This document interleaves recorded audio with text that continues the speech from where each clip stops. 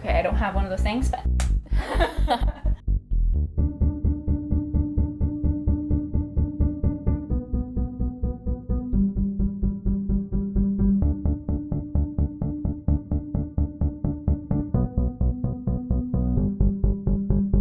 So I have freshman year of college, I was in the College of Engineering and I was a bioengineer. There was a lot more women in the bioengineering college, but there was still a lot of men. And there was just this one coding class, and I felt every single time that I was in that class that like none of my thoughts were being heard, and that like girls don't code, and that was just a really hard situation to be in, and that was one of the factors that led to me changing my major to a non-engineering major. I think especially if you aren't super comfortable with a group of people, you haven't been working with them for a long time, and you don't necessarily know how comfortable everyone is speaking up for themselves, it should just generally like always fall to the person in charge to make sure everyone knows they have a voice and they can be heard, because you don't know if someone isn't talking because they don't have anything to contribute or if they just don't feel comfortable in that situation. So my name's Milo Koretsky. I teach 2 core courses and a specialty course. The core courses are Chemical Engineering Thermodynamics 2, which I'm teaching this term to 144 students. I teach a course called something like Process Data Analysis, which is a required sophomore course that will probably have 225 students next term. And both of those use a studio model, so we teach in a large classroom and then break up into smaller activity-based studios every week. My name is Shane Sensenbaugh, and I'm currently serving as a learning assistant, and I have assisted in several classes. Right now, what I'm assisting in is thermodynamics for chemical engineers, so CHE 312 at Oregon State.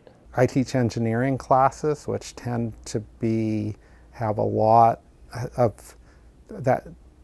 dominated by white males, some places Asian males. And so the behaviors and cultures of those students are, what we might call a dominant culture, so kind of those norms pervade. And that can be difficult for students who who are underrepresented. So we have on average about 33% women in our program. And a lot of times in these collaborative environments, when a woman will put forth her idea, she'll be talked over or it won't be taken up. And then one of her collaborators can mention the same thing and have it taken up. One trend that I've seen is women, when they're put with 2 more dominant personalities, usually males. So if like a woman is put with 2 men, then typically they go unheard and they don't speak up. And if they do, they tend to be talked over. The most proactive thing I do is make sure that there is not one underrepresented student on a team as best I can. So in the 2 classes I mentioned, we mostly have teams of 3. So that would be making sure, for example, that there's not one woman on the team of 3. So the environment that I work in most often is called the studio environment, which is small teams, usually of 3 or 4 people, working on the problems are trying to model real world problems. So it's like modeling a work scenario. Basically, we're trying to avoid one underrepresented minority, so that can be a woman or someone of ethnicity other than like someone who's non-white, a person of color. So if one of those people is together with 2 white men, and not that white men are trying to push other people out, but that can tend to be an unfavorable situation for that person. So the general strategy is to try to group people together and have it, if there's one underrepresented minority on a team, to at least have another, so they're not on their own in that team. If an underrepresented person constantly has to have the majority fight for them, then I feel like it discredits the underrepresented person and that they can't fight for themselves.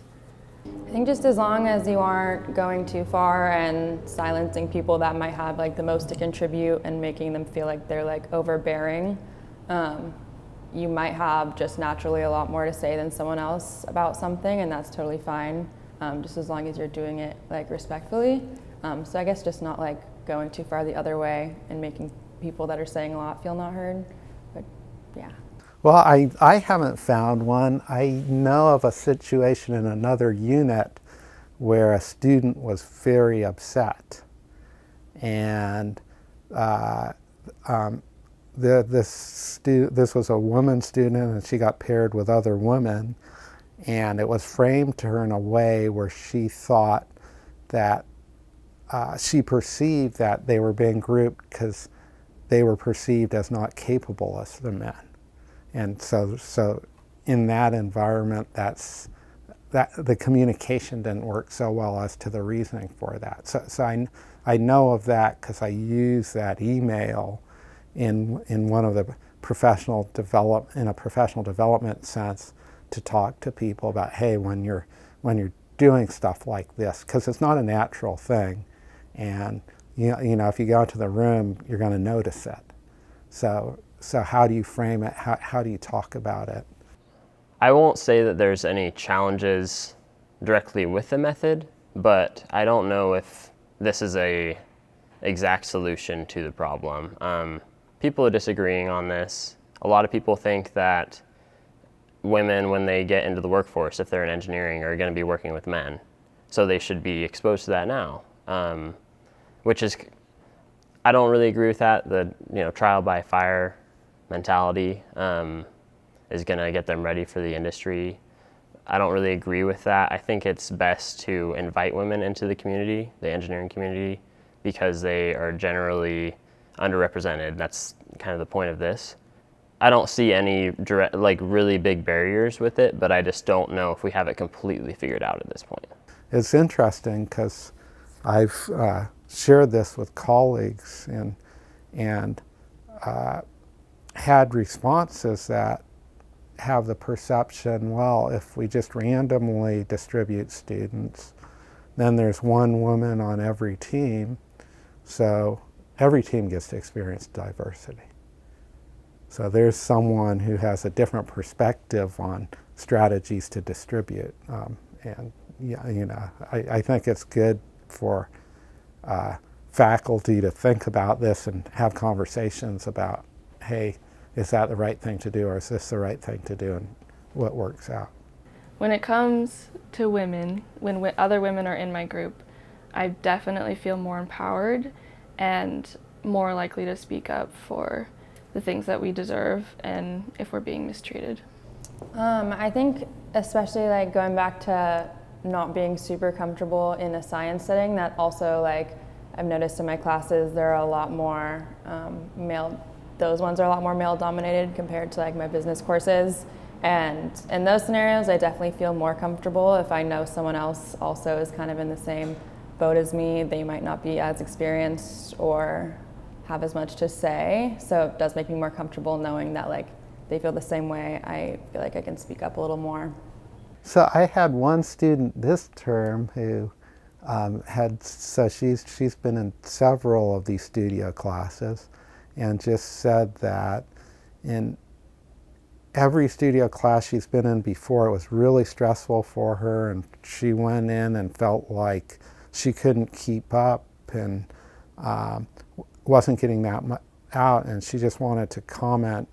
We were meeting for something else, but at the end of the meeting she told me she just wanted to comment on how well it was going in studio. And I was interested in that and asked her about it, and what it came down to was she was in an all-woman team, and she felt for the first time like she was heard, like she was listened to, and that the other members were approaching it like, you have something of value and we want to make sure we're all in this together. So yeah, that was pretty cool. You can think about just kind of being terrified to go and participate in this, to actually seeing it as something that you enjoy and you're growing from. Big difference.